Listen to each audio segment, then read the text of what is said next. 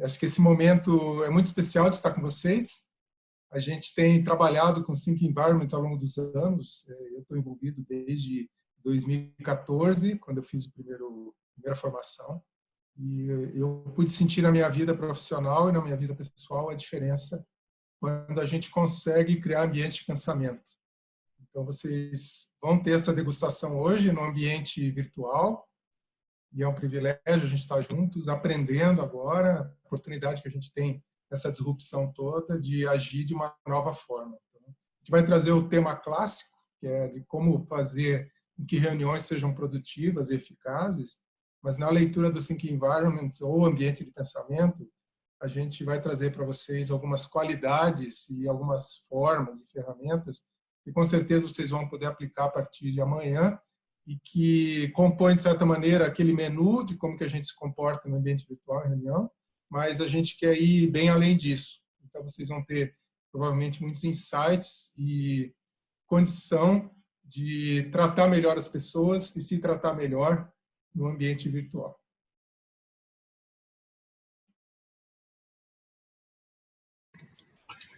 Boa noite, bem do meu lado. Meu nome é Stefan Munzner, e a Ana já me apresentou um pouco.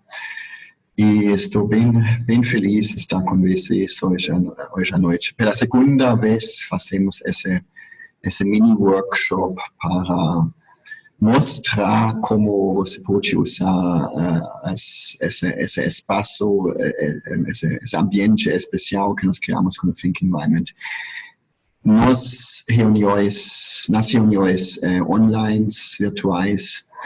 E então estou muito feliz que de novo estamos com quase 30 pessoas, com 40 pessoas inscritas, e eu sei que tem muitas ofertas nesse momento com relação de reuniões, de facilitação online, etc. Então aprecio muito a presença de vocês, a presença dos meus co-facilitadores, a presença do Kevin, que cuida mais do chat quando nós precisamos, quando vocês tiverem dúvidas. E eu vou entrar mais tarde, junto com o Marcelo, no momento enquanto nós dividimos o grupo em salas menores para trabalhar um pouco mais intimamente. E eu vou devolver a palavra para a Ana.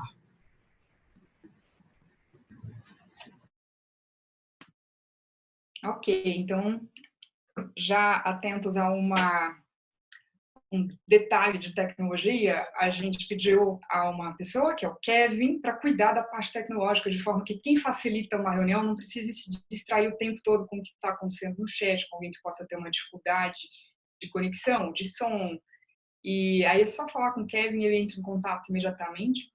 E pela lista de inscritos, ele tem também o telefone das pessoas. Então, qualquer coisa, existe uma comunicação rápida até por WhatsApp para restabelecer conexão com vocês. Ok. E de instruções técnicas, aqui está sendo gravado, então isso a gente informou também no e-mail. Então, quem não quiser aparecer na gravação, é só desligar a câmera e ficar à vontade, assim, para ficar anônimo. E seria bom deixar os nomes, que a gente consegue identificar os nomes das pessoas, às vezes tem o nome da uma empresa e tal. Mas não tem problema, depois, quando entrar nas salas, a gente vai ter a chance de se apresentar, e aqui é uma roda grande, então seria um tempo muito longo.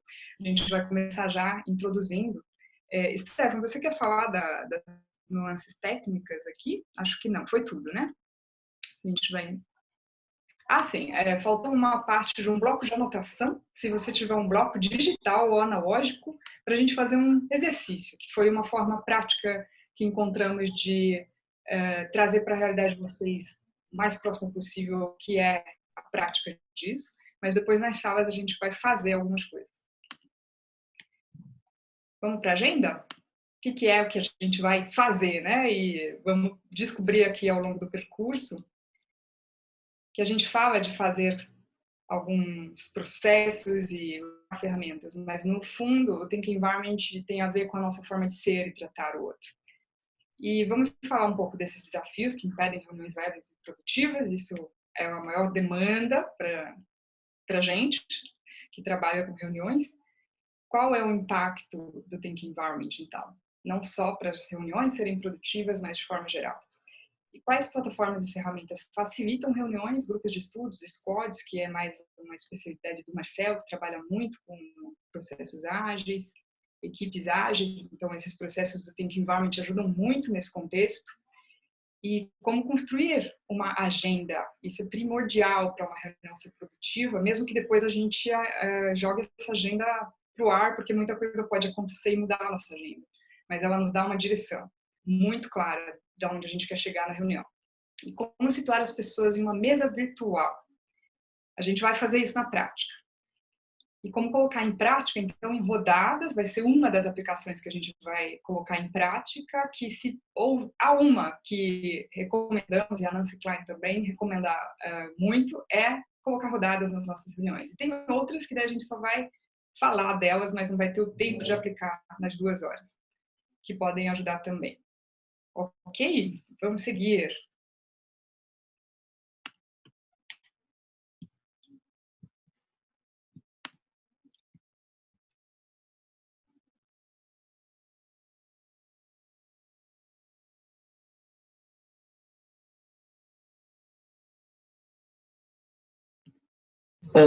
Eu gostaria de falar um pouco sobre desafios no ambiente virtual, mas para isso, primeiramente, eu acho que o que nós podemos fazer é mostrar um vídeo. E eu vou trocar agora a tela para mostrar um vídeo como pode ser uma reunião menos produtiva e o que está acontecendo em reuniões virtuais de vez em quando.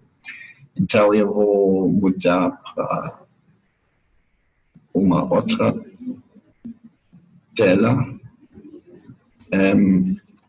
Essa aqui, não sei se vocês conhecem esse vídeo, mas é bem legal.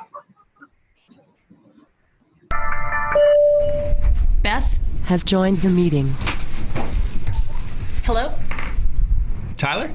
No, this is Beth from ICS. Oh, hey, Beth. How are you doing? Oh, good. Yeah. Just making it, you know. Tyler? Has joined the meeting. All right, well, this is Trip. Who's here? Tyler's here. Beth's here. Okay, the purpose of today's meeting is to discuss the... Yeah, I'll be able to do it in like 30 minutes. John? Has joined the meeting. Hi, John. Hi. I was just trying to go over the purpose of today's meeting, which is to discuss the Tyler? Has joined the meeting. Sorry, guys, I got cut off. Is Paul here? Send him an invite. Put in your access code. No, that's your PIN number. It should be a 9-digit number. Try pressing the pound key. Paul. Has joined the meeting. Any questions before we move on? Yes, this is Beth. What's our best plan of attack for the second quarter? Question What we actually... should do... Oh, go ahead. Oh, well, I think what we should do is it actually really depends on diversify. how you look at it, because the really Go ahead. Go ahead. Given sales, we're at a Let me just say that... Okay. That's a great graph, John. Tyler? Well, my main concern with the projections from last year was that they're just insufficient. I mean, they're not even taking into account... Did we lose Tyler again? Hello? John, are you guys taking distributions? John? Oh, my bad. I was on mute. Let me start over. So I've prepared a So vamos terminar aqui um pouco. Continua esse vídeo. Vocês podem assistir mais depois. É mesmo muito legal.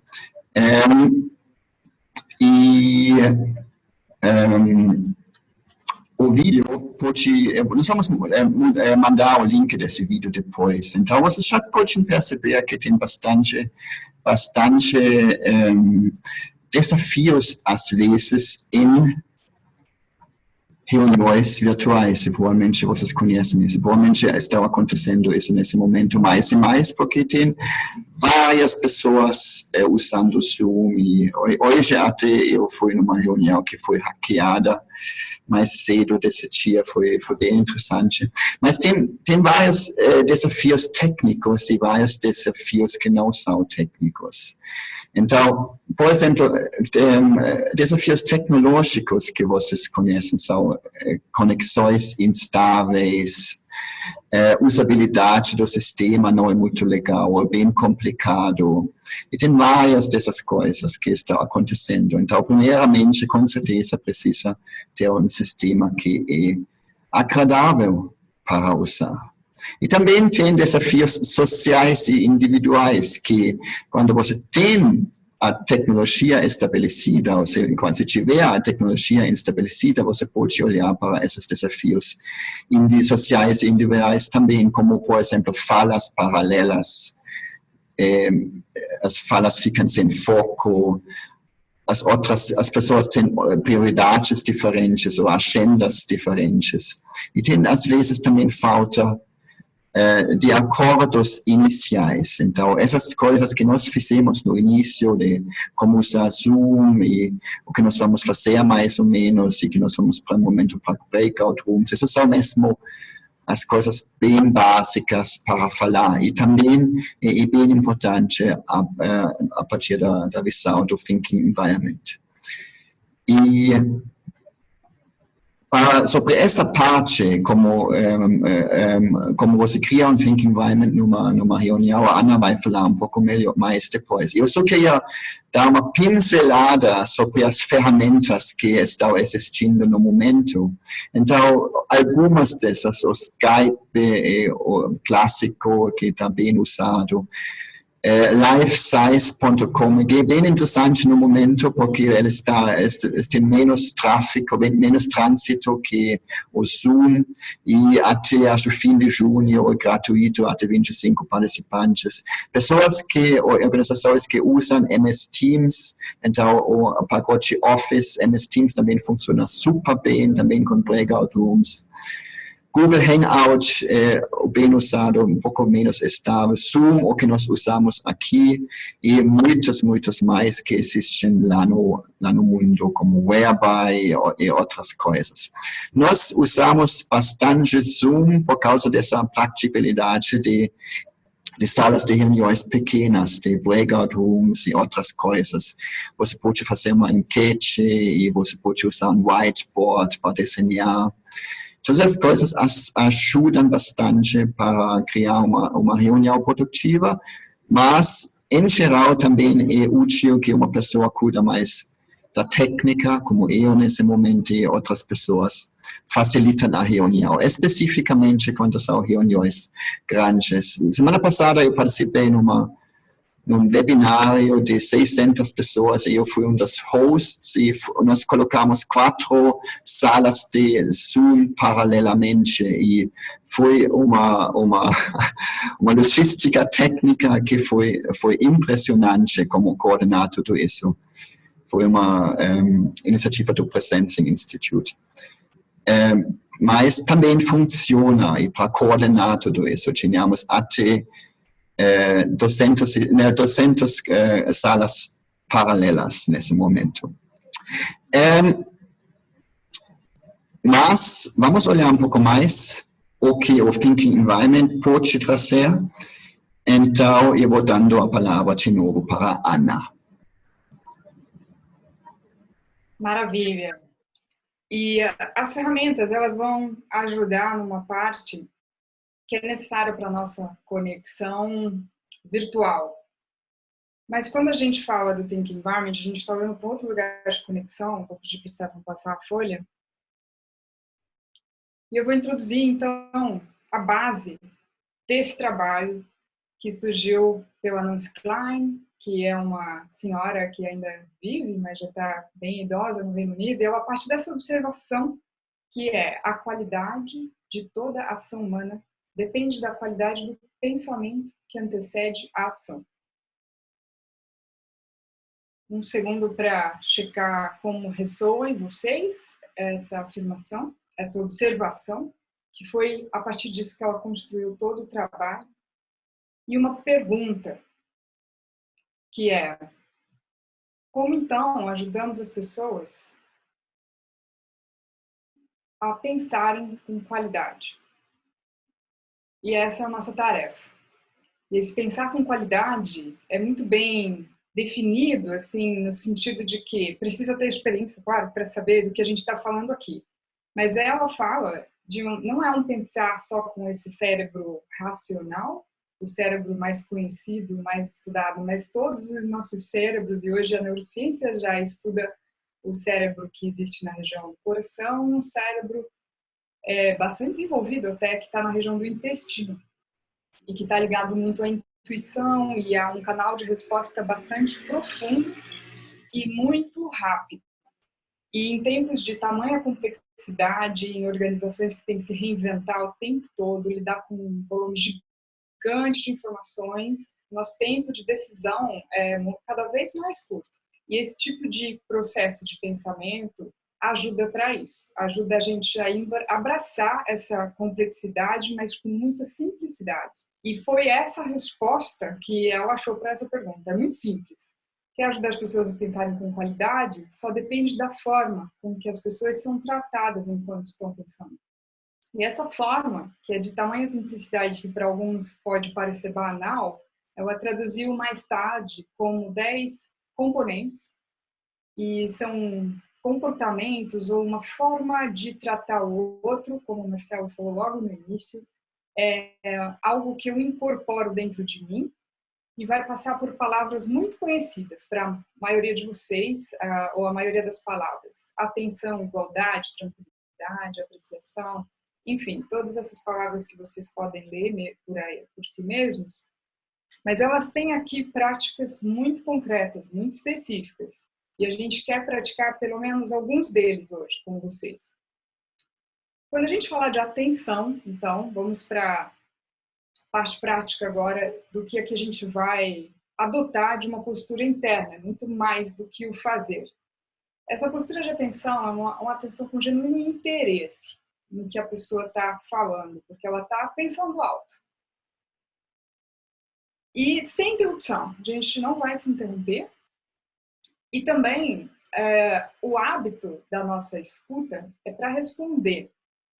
E aqui a gente quer eliminar esse lugar de escutar para responder, que é o tempo todo, enquanto alguém está falando, eu já estou produzindo as minhas respostas internas ou as minhas perguntas, ou já estou cheia de respostas no nível emocional, e está tudo lá acontecendo, e é nada mais do que parar para observar, por atenção nisso também. É uma atenção de, então, como é que eu estou reagindo aqui? Como é que eu silencio todas essas vozes, todos esses elementos que impedem a escuta para catalisar o pensamento do outro? Essa é a escuta-chave do Thinking Environment. O ponto da atenção, ele está ligado a uma escuta que catalisa o pensamento do outro. Quem tem experiência vai saber, então, do que a gente está falando. Que é quase como as pessoas reportam: nossa, eu me sinto mais inteligente quando eu estou no Thinking Environment. Eu sinto mais coragem de falar o que eu realmente penso. E eu penso mais rápido. E esses são os fenômenos que realmente são produzidos com o simples ato de atenção. Ele é muito ativo. É uma postura muito ativa, mesmo quando eu não estou interrompendo alguém. E o próximo componente é o da igualdade. E aqui o lugar da igualdade é muito específico. É uma postura de tratar os outros como iguais na capacidade de pensar. Como seres humanos, a nossa capacidade de pensar é única, né, do ser humano, e é igual, assim, a gente pode pensar diferente, em níveis diferentes, mas a gente tem a mesma capacidade. E uma ideia, uma solução pode vir de qualquer lugar da sala. E a gente sempre experimenta isso. Então, não tem por que não tratar a voz de cada pessoa com igualdade. E a gente vai, na prática, dar tempo, atenção e a voz da fala igualmente para cada pessoa. E os acordos e limites vão valer igualmente para todos. E isso, numa hierarquia, funciona também. A gente não vai desrespeitar uma hierarquia ao estabelecer igualdade, porque é muito mais uma postura interna do que um desrespeito hierárquico. Não é isso que a gente quer dizer, só para clarificar esse ponto. Quando o ser humano é tratado com igualdade, ele sabe.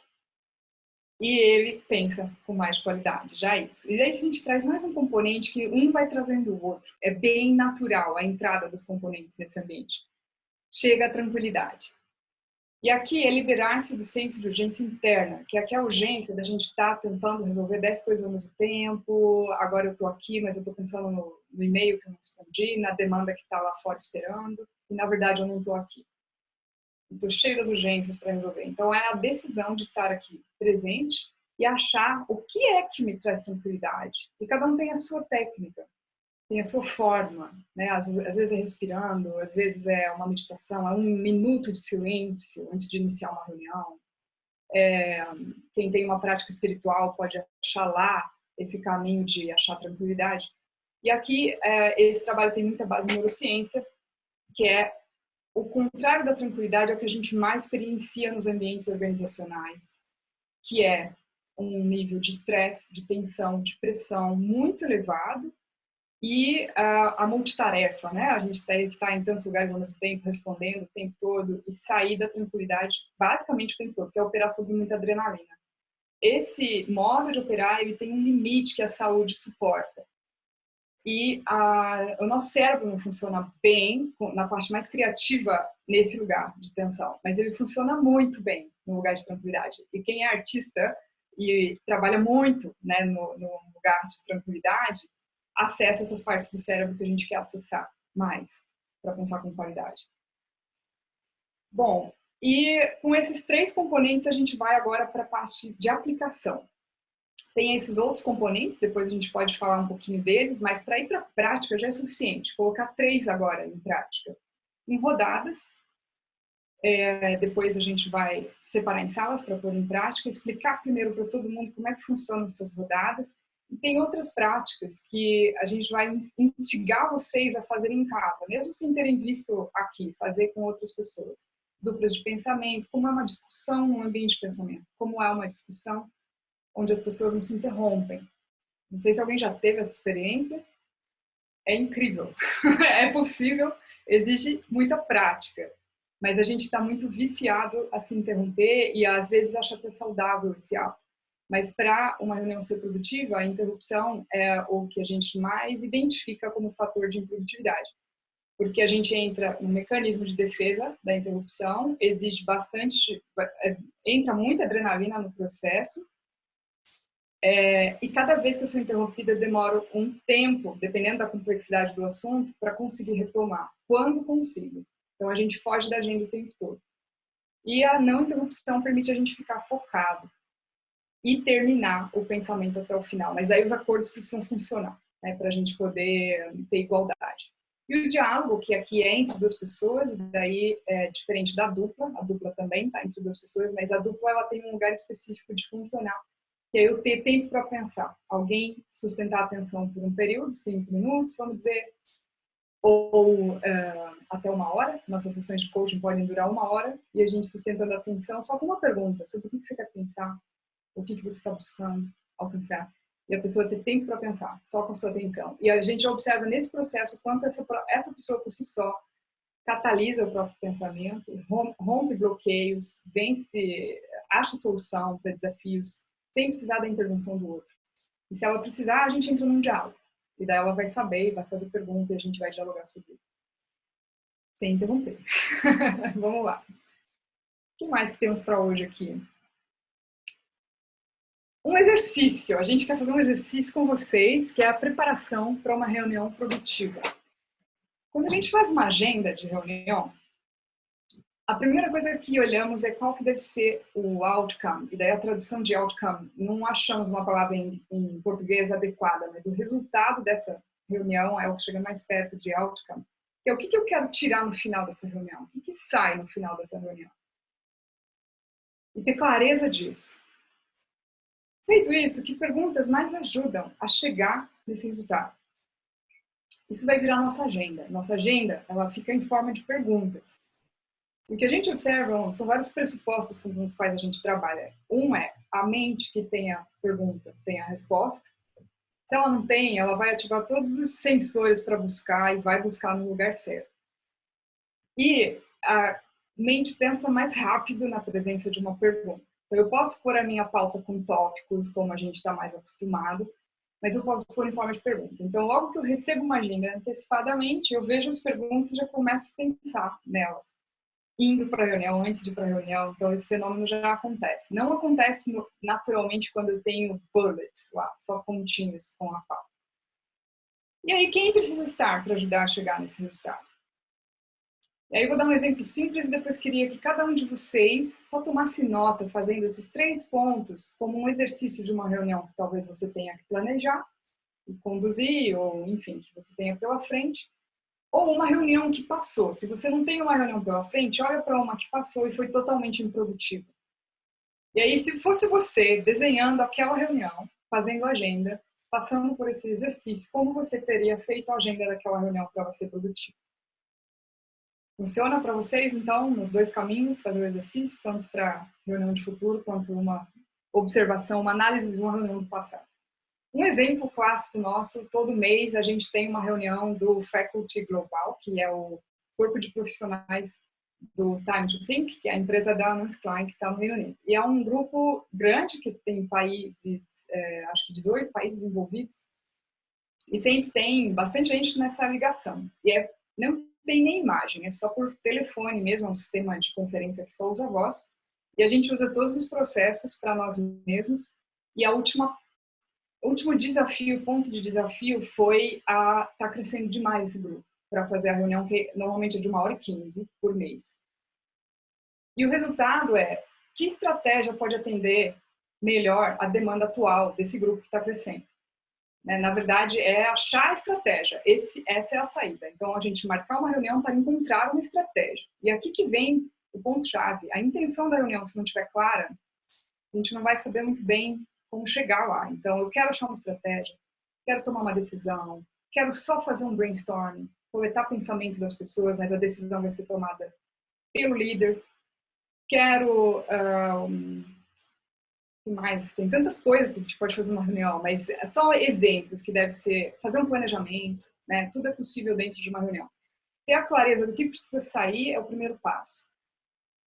Aí a gente vai ganhar noção de realidade, normalmente de tempo, quando as perguntas vêm. Então, para esse exemplo do faculty, a estratégia para abarcar todo esse grupo grande, que perguntas mais ajudam a chegar nesse resultado? Então, primeiro, qual é o desafio atual? O que não está mais funcionando? Então, talvez precisar de informação, é um componente, dar informação para as pessoas, dados de realidade. E outras perguntas poderiam ser úteis. O que vocês pensam que mais poderia ajudar na experiência de vocês, o que vocês conhecem? E talvez depois algum processo de votação para a gente chegar numa conclusão, ou, como tem sido feito, a Nancy coleta os pensamentos, vai para casa, processa e volta com uma proposta. E às vezes esse processo tem que estar claro, porque a gente às vezes finge que tem um processo horizontal decisório e não tem. A decisão é tomada por uma ou 2 pessoas e a equipe tem a sensação de que está sendo um processo decisório horizontal e a decisão dele está sendo considerada. E às vezes não é o caso, não tem problema nenhum em falar isso de forma transparente e dar a informação. Nós só queremos aqui que vocês contribuam com os melhores pensamentos, mas não é uma tomada de decisão. O resultado é a exploração de pensamentos de qualidade, a contribuição de vocês. É isso que vai sair da reunião. E aí ninguém fica com a expectativa furada de que a reunião não levou a lugar nenhum, porque era isso, né? A gente sai com isso. E aí quem que precisa estar para ajudar a chegar nesse resultado? E às vezes é uma reunião de decisão e o decisor não está presente. Não sei se isso já aconteceu com vocês, e aí precisa de uma segunda reunião para a decisão. Então, é essa clareza mesmo de, se o resultado é esse, eu preciso de certas pessoas que elas estejam. E aí a gente vê como resultado reuniões mais curtas ou menos reuniões. Porque só esse processo de preparação já elimina boa parte das reuniões. Então, que vocês tomem 3 minutos para pensar, ou numa reunião que vocês tenham, para fazer esse exercício. Ou numa do passado que vocês queiram avaliar como seria para essa reunião ser melhor. Se fosse você que tivesse organizado, tivesse a chance agora de organizar. E aí a gente pega 1 ou 2 vozes para ver o que sai desse exercício aí. Algum exemplo real.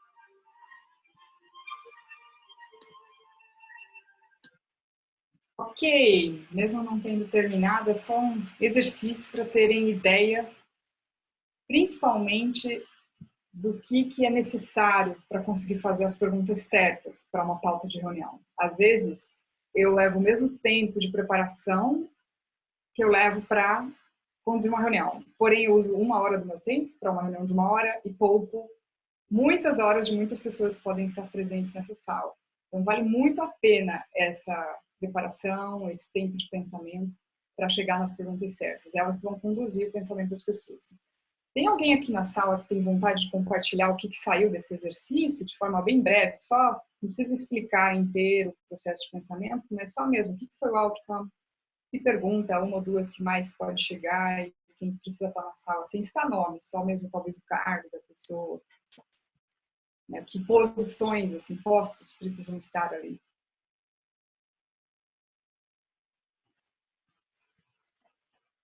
Alessandra. Vitor Rodrigues está com a mão levantada, moderador. Alessandra já começou. Depois o Victor. Ok. Eu não levantei a mão, só eu não usei a ferramenta do Zoom, usei a voz. O exercício que eu fiz aqui foi, eu tenho que fazer uma reunião sobre uma prototipagem de um curso online, né? E para a primeira pergunta, eu coloquei qual deve ser a saída, né?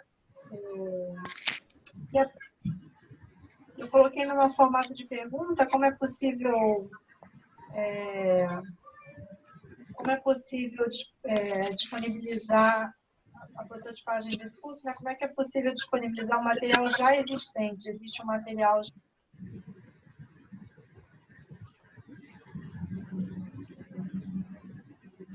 esse material e eles precisam de alguma ajuda. Então, meu ponto número 1 é bem voltado a isso, o que tem disponível, o que precisa ser gravado, dá para gravar ou não essa aula. Respondendo a segunda questão, que perguntas mais ajudam?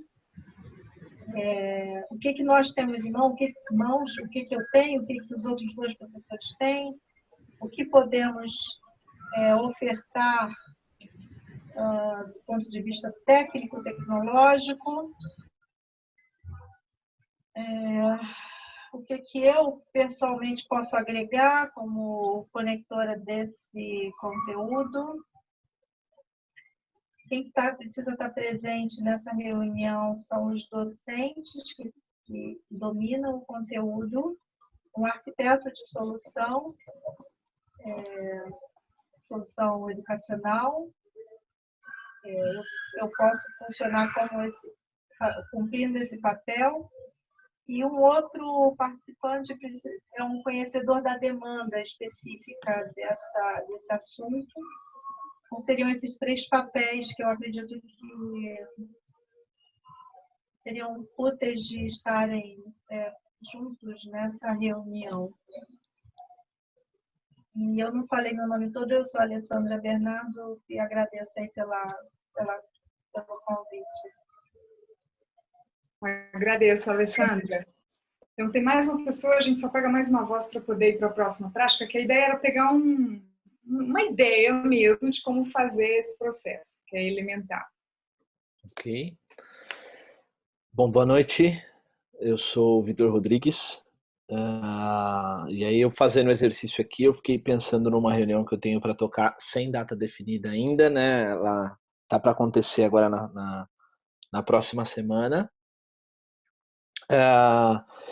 E é o fechamento, na verdade, de uma ação de desenvolvimento, né? E onde nós trabalhamos com liderança mediadora.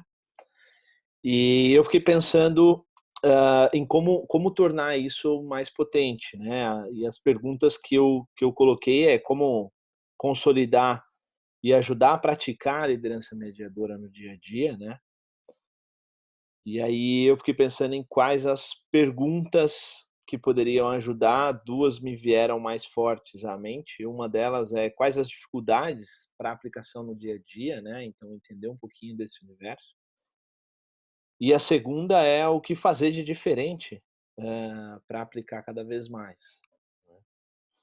Então, e essa pergunta ela seria direcionada, na verdade, a aquilo que eu considero, né, as pessoas-chave nesse processo aqui, que é uma companhia, uma farmacêutica, tem 2 diretores principais, um que cuida da parte comercial e outro que cuida só de todo o resto, de toda a estrutura.